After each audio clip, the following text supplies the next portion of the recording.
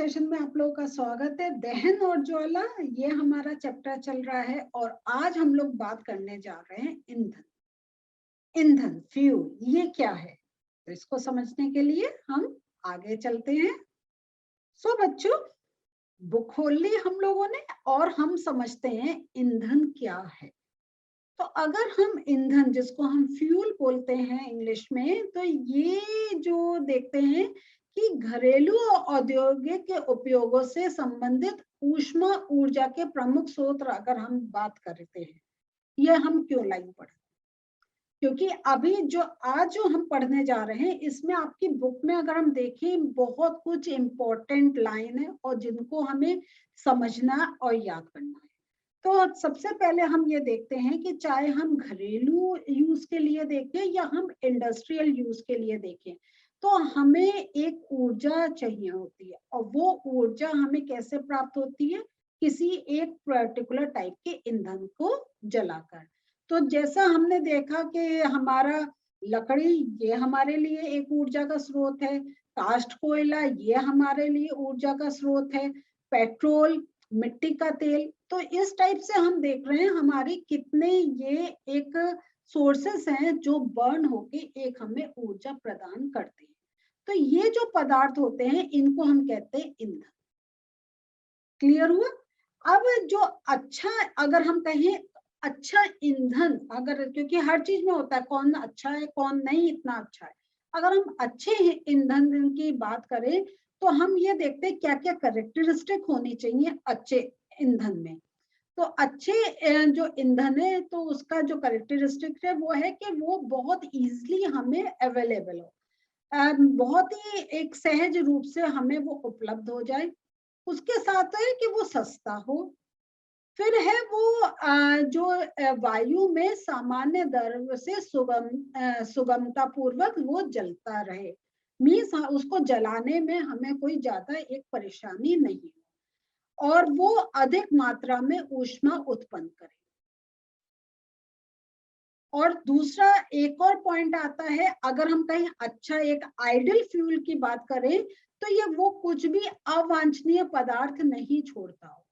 तो जलने के बाद उसके कुछ डिपॉजिट्स हमारे एटमॉस्फेयर में नहीं निकले। तो अगर हम कहें कि कौन सा एक ऐसे हम फ्यूल का नाम दें जिसको हम कहें ये आदर्श ईंधन है या आदर्श फ्यूल है, तो ये कहना बहुत डिफिकल्ट हो जाएगा। क्योंकि जो कोई फ्यूल हमें बहुत एक मुश्किल से मिल रहा है और कोई फ्यूल अगर जो इजिली मिल रहा है तो कार्बन डिपॉजिट्स निकाल रहा है। तो अभी आज के अभी एट प्रेजेंट कंडीशन में हम किसी को ये नहीं कह सकते कि ये एक आइडल फ्यूल है, वो जरा डिफिकल्ट हो जाएगा। इसके साथ हम लोग ये देखते हैं कि जितने हमें ईंधन प्राप्त हैं इनमें हम देखते हैं इनकी कॉस्ट वैल्यू भी डिफरेंट होती है। कोई थोड़ा चीप होता है लेकिन कोई कोई बहुत एक एक्सपेंसिव होता है। तो जैसे हम देखें तो हमारा एक मिट्टी का तेल लेने जाएं उसकी डिफरेंट कॉस्ट होगी, पेट्रोल लेने जाएं उसकी और महंगा होगा, डीजल वो महंगा। तो हम देखते हैं कि जितने हमारे जितने टाइप के फ्यूल हमें एक अवेलेबल हैं उनमें हम देखते हैं कॉस्ट डिफरेंस भी बहुत होता है। तो आप और हम ये जानते हैं कि जो ईंधन है ये हम तीन कैटेगरी में होते हैं, ठोस, द्रव और गैसीय। तो यह नीचे आपको यहाँ टेबल दे रखी है। तो ये कुछ एग्जाम्पल हैं, तो ये तो मैं सोचती हूँ या आप लोग खुद आराम से लिख सकते हैं कि यहाँ पे एक एक एग्जाम्पल आपको दे दिया, तो ये आप टेबल कंप्लीट कर लीजिएगा। कोई डिफिकल्टी है तो आप ऐप के थ्रू हमसे पूछ सकते हैं, लेकिन ये बहुत इजी है तो ये आप लोग जरूर खुद करिएगा। अब हम लोग आगे चल रहे हैं ईंधन दक्षता के बारे में। तो इसका अगर हम देखें कि अगर आपसे ये कहा जाए कि गोबर के उपले, कोयला और एलपीजी को जलाकर पानी की एक निश्चित मात्रा, मीन्स तीनों कंडीशन में पानी की मात्रा सेम है, उसको उबालें तो आप कौन सा ईंधन को आप यूज करना चाहिए? उपले जला के, कोयला या एलपीजी? नेचुरल है एलपीजी, क्योंकि ये हमारे लिए बहुत इजी है। उपला अगर हम करें तो वो जलाना, उसका पूरा प्रोसेस करना, या कोयला वो एक डिफिकल्ट है। प्लस एक और चीज आती है कि हम जब गोबर का उपले का अगर जलाएंगे या कोयला जलाएंगे तो हमें स्मोक बहुत मिलेगी, एलपीजी जलाएंगे तो स्मोक नहीं मिलेगी।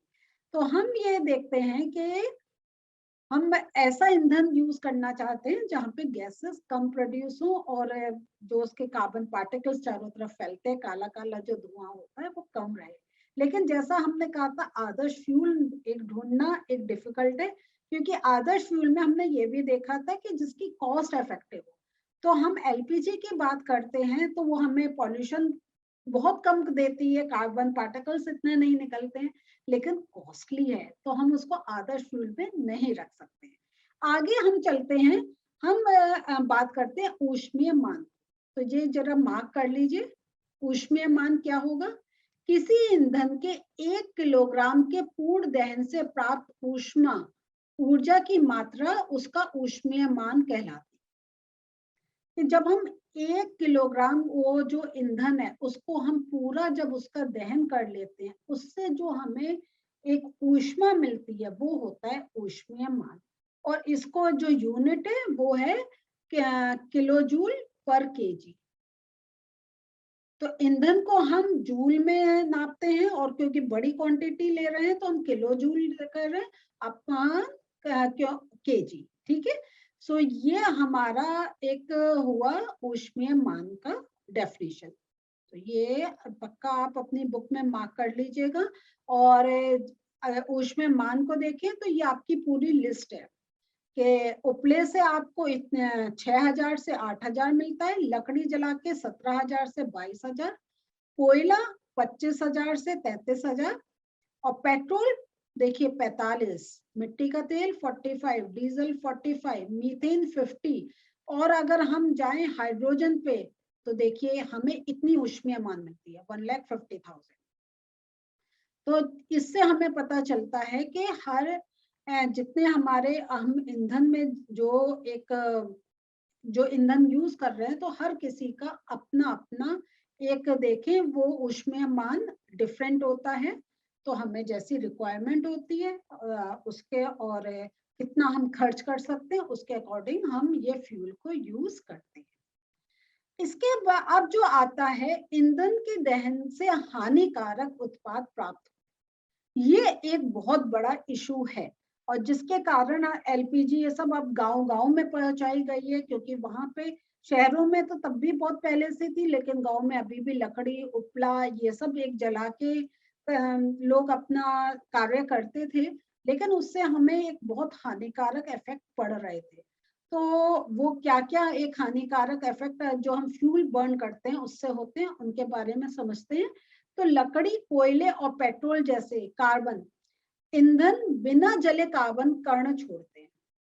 अब जो ये अब आपका ये हम सारे इंपॉर्टेंट पॉइंट्स हैं जिसको मैं पढ़ के आपको समझाना चाहती हूँ। तो ये और ये आप लोग समझ लीजिए, यहाँ से जितना आपका पार्ट है सारा बहुत इम्पोर्टेंट है, लेकिन आप उसकी 2-3 बार रीडिंग करेंगे तो आपको एक लर्न हो जाएगा, तो इसको रटने का नीड नहीं है। तो यहाँ पे तो ये जो हमारे ईंधन है तो इनका मेन क्या इशू जा रहा है कि ये कार्बन कण को छोड़ते हैं, और ये कार्बन कण कौन से होते हैं? बिना जले। तो जैसा देखिए, एक अगर हम धूप बत्ती जलाते हैं, अगरबत्ती जलाते हैं, उसके जो कार्बन कण एक बिना जले कार्बन कण है, देखिए वो कैसे डिपॉजिट बना के एक वो हमें एक अलग सी लेयर देखने को मिलती है। तो जब इतने पब्लिक उसको यूज करेगी तो कितने कार्बन डिपॉजिट इस प्रकार हमारे पूरे एटमॉस्फेयर में फैल जाएंगे। और इस कारण क्या होता है, ये एक प्रदूषक का कार्य करते हैं, और हमें जो हमारी ब्रीदिंग प्रॉब्लम है, जो श्वास की प्रॉब्लम है, वो एक क्रिएट होती है, क्योंकि जो इंसान होता है या हमारे जानवर जो हैं, वो क्या होता है, वो यही हवा ही तो अपने अंदर ले रहे हैं, और उस हवा के साथ ये जो कार्बन कण है ये इनके शरीर में पहुंचते हैं। तो ये एक बहुत बड़ा प्रदूषक का कारण बनते हैं। फिर हम लोग दूसरा देखते हैं कि ये जो ईंधन होते हैं इनका जब अपूर्ण दहन होता है, मीन्स ये पूरी तरीके से दहन नहीं होता है, तो क्या होता है, कार्बन डाइऑक्साइड वो प्रोड्यूस करते हैं। पूरा अगर कार्बन मोनोऑक्साइड प्रोड्यूस करते हैं, पूरा दहन हो रहा है तो कार्बन डाइऑक्साइड प्रोड्यूस होती है। लेकिन अगर इनका इनकम्प्लीट कंबशन हुआ है, वो पूरी तरीके से उनकी दहन क्रिया नहीं चली है, तो कार्बन मोनोऑक्साइड क्रिएट होती है।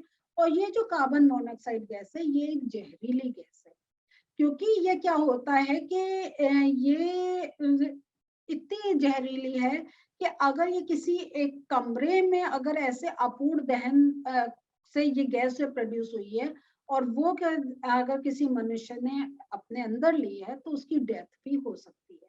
उसका पूरा हमारे बॉडी में प्रोसेस चलता है कि वो जो हमारा ब्लड का जो सर्कुलेशन होता है वो उसको वो रोक देती है।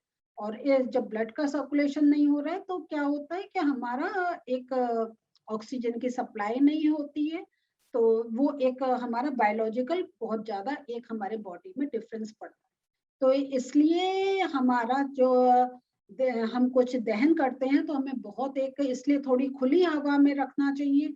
जैसे सर्दियों में अंगीठी हम जलाते हैं तो उसमें कोयला हम जलाते हैं, और कोयला जो होता है और ठंड में अगर हमने डोर्स बंद कर दिए और बहुत देर तक है तो कार्बन मोनोऑक्साइड बनती है। तो इसलिए कभी आप जब जला रहे हैं तो थोड़ी सी एक आप खोल कर रखें दरवाजा, कि आपकी जो गैस बन रही है वो बाहर निकलती जाए, एक जगह एक्यूमुलेट नहीं हो। फिर हम लोग दूसरा एक और देखते हैं, जो अधिकांश ईंधन के दहन से पर्यावरण में कार्बन डाइऑक्साइड गैस निकलती है। तो एक देख रहे हैं ना कि जब कंप्लीट कंबशन हो रहा है तो कार्बन डाइऑक्साइड निकल रही है, जब इनकम्प्लीट है तो कार्बन मोनोऑक्साइड बन रही है। तो कार्बन मोनोऑक्साइड तो वैसे बहुत ज्यादा खतरनाक है, लेकिन अगर प्रॉपर कंबशन हो रहा है तब भी जो कार्बन डाइऑक्साइड निकल रही है वो भी एक प्रदूषक का कार्य करती है। और ये जो होता है कार्बन डाइऑक्साइड का परसेंटेज इंक्रीज होने के कारण ही ग्लोबल वार्मिंग का एक वो भी कारण बन रहा है। फिर एक और जो हमारा फोर्थ पॉइंट है वो है कोयले और डीजल के दहन से एक और गैस बनती है, वो है सल्फर डाइऑक्साइड। और ये जो होती है, जो सल्फर डाइऑक्साइड होती है, ये अत्यंत दमघोटू मीन्स सांस लेना बहुत डिफिकल्ट हो जाता है और संक्षारक ये गैस है। और इसके अतिरिक्त क्या होता है, पेट्रोल इंजन नाइट्रोजन के गैसीय ऑक्साइड छोड़ते हैं। तो यहाँ पे देखिए, ये तो कोयला और डीजल से सल्फर डाइऑक्साइड, और पेट्रोल इंजन नाइट्रोजन के गैसीय ऑक्साइड छोड़ते हैं। और अब देखिए, हमारा बहुत से व्हीकल डीजल यूज कर रहे हैं, बहुत से व्हीकल हमारे पेट्रोल यूज कर रहे हैं, तो इधर सल्फर डाइऑक्साइड गैस भी एटमॉस्फेयर में जा रही है और नाइट्रोजन ऑक्साइड ये भी एक जा रही है। फिर जब सल्फर और नाइट्रोजन के ऑक्साइड क्या होते हैं, ये जो है ये वाटर सॉल्युबल है, ये जल में घुल जाते हैं। और इस कारण क्या होता है, आपकी एसिडिक रेन, जिसे हम अम्ल वर्षा कहते हैं, वो होती है। तो ये क्योंकि सल्फर इनका और ये जो डाइऑक्साइड और नाइट्रोजन डाइऑक्साइड जब वाटर के साथ मिलते हैं तो वो एक एसिड बनाते हैं, और एसिड जो होते हैं वो वाटर सॉल्युबल होते हैं। तो वो पानी में मिल एक जो बाहर ऊपर एटमॉस्फेयर है उसमें मिक्स हो गए, और जब वर्षा हो रही है तो वो एसिड हमारी धरती में आ रहे हैं, और इस कारण जो हमारी फसल हैं वो खराब हो रही हैं। बिल्डिंग है, क्योंकि एसिड उनका बाहर ऊपर एक का इफेक्ट पड़ रहा है, तो बहुत बिल्डिंग भी हमारी खराब हो रही है। तो मोटर वाहन में ईंधन के रूप में डीजल और पेट्रोल का स्थान अब उन्होंने क्या करा, सीएनजी ने। तो इसको हम कंप्रेस नेचुरल गैस भी बोलते हैं या संपीड़ित प्राकृतिक गैस भी बोलते हैं, ये लिया है।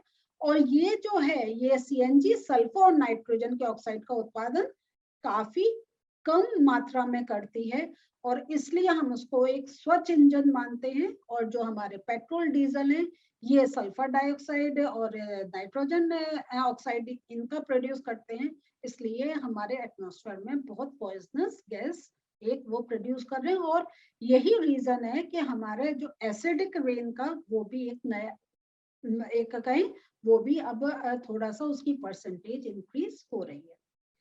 तो यहाँ पर ये तो हमने आज जो हमारे मेन जो टॉपिक था इसके बारे में हमने डिटेल में पढ़ लिया। अब जो आपके कुछ एक्स्ट्रा पॉइंट्स दे रखे हैं इनको मैं डिस्कस करती हूँ कि सर्दियों से लकड़ी का उपयोग घरेलू तथा सदियों से, तो सदियों से लकड़ी का उपयोग घरेलू तथा औद्योगिक ईंधन के रूप में हो रहा था, परंतु अब इसका स्थान कोयले और एलपीजी जैसे ईंधनों ने ले लिया। तो लकड़ी का स्थान किसने लिया? कोयले और एलपीजी। लेकिन अभी भी जो बहुत से हमारे ग्रामीण क्षेत्र हैं जहाँ पे लकड़ी का उपयोग एक अभी भी होता है, जिसमें और वो उसको जलाकर अपने उनको जो ऊष्मा लेनी है, जो उनको अपने कार्य करने हैं, वो एक करते मीन्स वो एक फ्यूल की तरह अभी भी काफी जगह लकड़ी का उपयोग होता है। लेकिन क्या होता है, जब हम लकड़ी जलाते हैं तो उससे बहुत धुआं उत्पन्न होता है, और ये जो धुआं है नेचुरल है, जहाँ धुआं आएगा वो हानिकारक होगा। और ये जो हानिकारक किस वे में, कि वो हमारे जो रेस्पिरेटरी सिस्टम है इसको बहुत ज्यादा इफेक्ट करता है, हमें एक सांस लेने में बहुत एक कठिनाई एक होती है। और दूसरा जो है लकड़ी का, अगर हम ईंधन एक लकड़ी को एक ईंधन के रूप में लेते हैं तो जो वृक्ष हैं वो काटे जाते हैं। और वृक्ष अगर देखें तो हमें और भी हमारे वृक्ष की एक हमारे नेचर को ऑक्सीजन प्रदान करते हैं, फल फूल मिलते हैं, और हमें वृक्ष हमें वो लकड़ी हमें अपनी वस्तु बनाने के लिए भी चाहिए। तो एक अगर लकड़ी का को ईंधन के रूप में हम रोकें तो काफी कुछ हमारा जो वुड का वो एक हम सेव कर सकते हैं, अपने वनों को सेव कर सकते हैं, और जो एक हमारा पर्यावरण है उसको शुद्ध बनाने में एक हेल्पफुल हो सकता है। ना तो एक लकड़ी नहीं जलेगी, धुआं कम होगा, प्लस वृक्ष भी कम कटेंगे, तो ऑक्सीजन हमारे एटमॉस्फेयर को ज्यादा मिलेगी। दूसरा जो इम्पोर्टेंट पॉइंट है कि पृथ्वी के वातावरण के तापमान में वृद्धि वह जो है वो ग्लोबल वार्मिंग कहलाती है। तो ये विश्व उष्णन किसे कहते हैं? जब वातावरण का जो एक टेम्परेचर है उसमें इंक्रीज होता है। और इसके साथ साथ जब टेम्परेचर इंक्रीज हो रहा है तो जो हमारे ग्लेशियर्स हैं, जो हमारे बर्फ के पहाड़ हैं, वो भी पिघलने शुरू हो जाते हैं, और वो जो उनका जल फिर क्या होता है, जो हमारे समुद्र तल हैं उनके वो जल स्तर को वो इंक्रीज करता है, और फिर जो एरिया उन समुद्र तल के पास रहते हैं वहां पे बाढ़ की कंडीशन एक और ज्यादा इंक्रीज हो जाती है।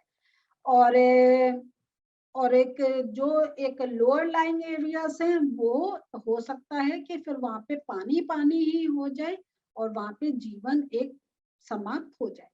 तो जो ग्लोबल वार्मिंग है तो हमें जहाँ टेम्परेचर इंक्रीज कर रही है उसमें हमें एक जो हमारी दिनचर्या है उसका ऊपर इफेक्ट पड़ रहा है, लेकिन उसके साथ साथ जो ग्लेशियर हैं, जो हमारे पहाड़ हैं, बर्फ के पहाड़ हैं, वो पिघल रहे हैं, तो ये एक ग्लोबल वार्मिंग का बहुत बड़ा एक और इफेक्ट हो रहा है।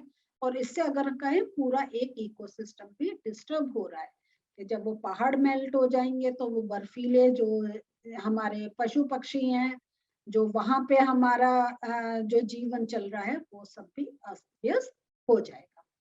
सो बच्चों, आज जो था देखिए हम लोगों ने, हमारा सेशन भी अब एंड हो रहा है और हमने टॉपिक भी अपना कंप्लीट कर लिया, उसके साथ साथ चैप्टर भी कंप्लीट हो चुका है। तो सेशन एंड करने से पहले आज के थोड़े नोट्स देख लेते हैं। आदर्श ईंधन की बात करें तो सहज उपलब्ध हो, सस्ता हो, वायु से सामान्य दर से सुगमता पूर्वक जले, अधिक मात्रा में ऊष्मा उत्पन्न करने में समर्थ, जलने के उपरांत कोई अवांछनीय पदार्थ नहीं छोड़े। तो ये जो हमने बुक में पढ़ा था इसको मैंने आपको पॉइंट्स में शो कर दिया है। सो बच्चों, ये एक जो आपने पढ़ा था इसको मैंने पॉइंट्स में दिखाया, बाकी के ये जो हमारे ईंधन से जो एक जो प्रदूषण का जो एक इफेक्ट पड़ रहा है, ग्लोबल वार्मिंग का पड़ रहा है, वो सारे पॉइंट्स मैंने आपको बुक में मार्क करवा दिए। उनको आप एक दो बार पढ़ लीजिए, काफी कुछ आप एक जानते होंगे। तो और एक थोड़ा सा इनका किस वे में बताया गया है कि कैसे एक जब कुछ एक जल रहा है तो कौन सी गैसेस बन रही हैं, बस वो आप थोड़ा याद रखिएगा। तो अगर प्रदूषण से रिलेटेड कोई प्रश्न आएगा तो आप उसका उत्तर दे सकते हैं। तो हमारा अब सेशन अब हम यही रोक रहे हैं। अगले जो हमारा सेशन होगा वो प्रश्नोत्तर का होगा। मिलते हैं फिर से। बाय।